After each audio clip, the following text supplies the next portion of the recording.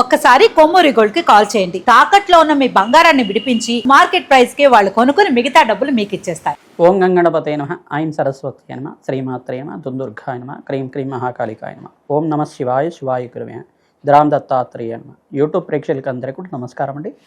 నేను పాలపర్తి గురునాథ్ శర్మ, జ్యోతిష్యం వాస్తు సిద్ధాంతిని.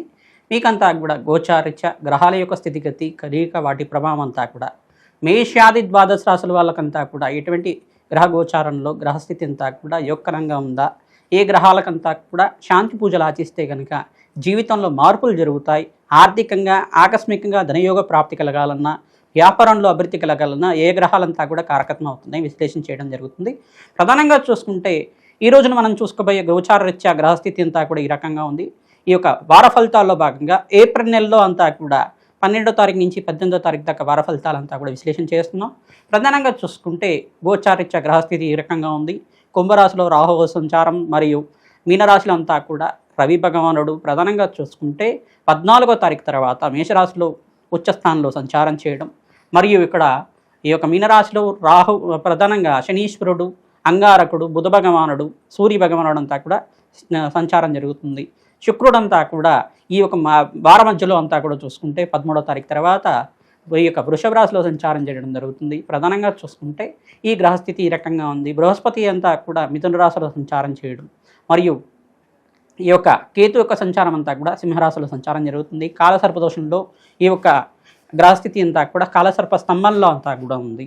ప్రధానంగా చూసుకుంటే కొన్ని రాశుల వాళ్ళకంతా కూడా అదృష్టయోగం కలిసి రావడం కానీ, కొన్ని రాశుల వాళ్ళకంతా కూడా మిశ్రమైన ఫలితాలు రావడం కానీ జరుగుతూ ఉంటాయి. ప్రధానంగా గోచారిత్య గ్రహస్థితి ఏం చెప్తుందంటే కర్మయోగాన్ని అంతా కూడా చెప్తుంది. కర్మ ఫలితాన్నంతా కూడా అనుభవించే విధంగా, కర్మదోషాన్ని నివారణ చేసే విధంగా, గ్రహదేవతలంతా కూడా ఈ యొక్క దోషాన్నంతా కూడా పరిష్కారం చేసే విధంగా ఉంటారన్నమాట. ప్రధానంగా చూసుకుంటే శనీశ్వరుడు కర్మఫలదాత, బృహస్పతి అంతా కూడా యోగదాత అంతా చెప్పేసి అంటారు. ప్రధానంగా రాహు అంతా కూడా కర్మని అనుభవించే విధంగా చేస్తుంటారు. రాహుకేతులు ఇద్దరు కూడా కర్మను అనుభవించే విధంగా చేస్తుంటారు. ఈ గోచారిత్య గ్రహస్థితులంతా కూడా చూసుకుంటే వీటికి కేంద్రంగా అంతా కూడా చెప్తూ ఉంటారు.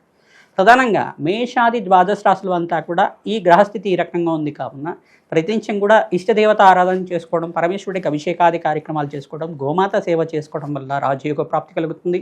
ప్రతినిత్యం కూడా దత్తాత్రేయ ఆరాధన చేసుకోవడం వల్ల కూడా మంచి ఫలితాలు పొందుతారు. దత్తాత్రేయాయ స్మరణ మాత్రైన సంతుష్టాయ నమః నామాన్నంతా కూడా జపాన్ని ఆచరించడం వల్ల మంచి ఫలితాలు పొందుతారు. ప్రధానంగా చూస్తుంటే సకల గ్రహ దోష నివారణ అవడానికి ఆస్కారం ఉంటుంది. ప్రతినిత్యం కూడా అమ్మవారి ఆరాధన, దేవీ భాగవతాన్ని పారాయణం చేసుకోండి. ఖడ్గమన స్తోత్రాన్ని ప్రతినిత్యం కూడా చదవడం కానీ చేయడం కానీ చేయండి. ప్రతినిత్యం కూడా కనకదార స్తోత్రాన్ని 3 సార్లు చదువుకోవడం వల్ల ఆర్థికంగా స్థితిగతులు పెరగడానికి ఆస్కారం ఉంటుంది. ప్రతినిత్యం కూడా మేము చెప్పే పరిష్కారాలంతా కూడా ఈ గ్రహాల యొక్క దోషం ఈ కారకత్వంగా ఉంది కావున దీనికి పూజ చేసుకుంటే మంచి ఫలితాలు పొందుతారని చెప్తుంటాం.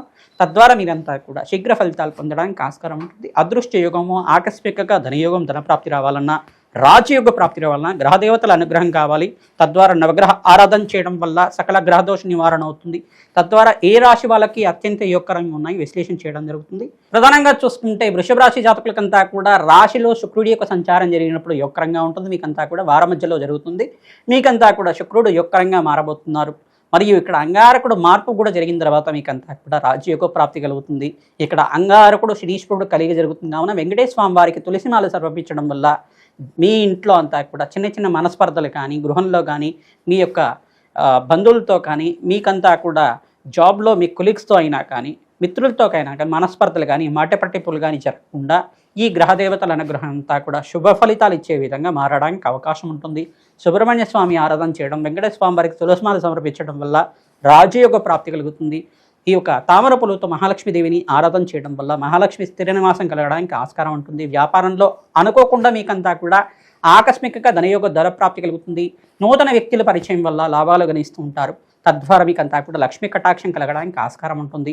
14వ తారీఖు తర్వాత సూర్యభగవానుడు మీకంతా కూడా ఉచ్చస్థానంలో మేషరాశిలో సంచారం చేస్తారు కావున ఇక్కడ రాజయోగ ప్రాప్తి కలుగుతుంది. మీకంతా కూడా ధన ధాన్యాది సమృద్ధి కలగడానికి ఆస్కారం ఉంటుంది. ప్రధానంగా బృహస్పతికి, అంగారకుడికి, రాహువుకి అంతా కూడా జపాలు దానాలు ఆచరించుకోవడం వల్ల రాజయోగ ప్రాప్తి కలుగుతుంది. గ్రహదోష నివారణ అవడానికి నవగ్రహాలకి అభిషేకాది కార్యక్రమాలు చేసుకోవడం, అగ్నికి నవధాన్యాలు సమర్పించడం వల్ల రాజయోగ ప్రాప్తి కలుగుతుంది. దత్తాత్రేయ శాంతి హోమాది కార్యక్రమాలు ఆచరిస్తుండాలి. దత్తాత్రేయాయ స్మరణ మాత్రైన సంతుష్టాయ నమః అనే నామాన్ని ప్రతినిత్యం కూడా జపాన్ని ఆచరించండి. సకల కష్టాల నుంచి విముక్తి కలగడానికి ఆస్కారం ఉంటుంది. శ్రీమాత్రే నమ.